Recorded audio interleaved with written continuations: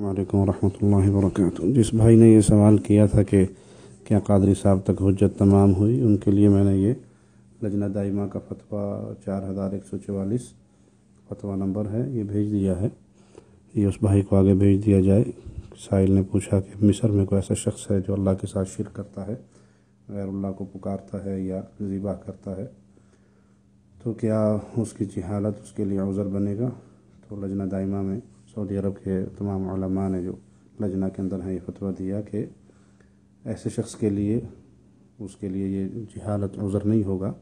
الا یہ کہ وہ کسی کافر ملک میں رہتا ہو اور اس تک اسلام کی دعوت پہنچی نہ ہو، تو دعوت کا نہ پہنچنا اس کے لیے عذر ہو سکتا ہے اس کی جہالت کے لیے۔ لیکن جو مسلمان ملک میں رہتا ہے، جس کے ارد گرد اہل حدیث مساجد موجود ہیں، اہل توحید کی مساجد موجود ہیں اور دعوت توحید اس تک پہنچ رہی ہے، بلکہ وہ اپنی جلسوں میں ان کا رد بھی سنتا ہے، اس تک وہ پیغام پہنچا ہوا ہے اور وہ اپنے ہی عقیدے پہ ثابت قدم ہے اور توحید کی دعوت کو نہ سیکھتا ہے نہ سمجھتا ہے، تو وہ اس کا یہ جہالت کا عذر اس کے کام نہیں آئے گا۔ یہ میرا فتویٰ نہیں ہے، میں تو ایک چھوٹا سا طالب علم ہوں، آپ تمام علماء ہیں،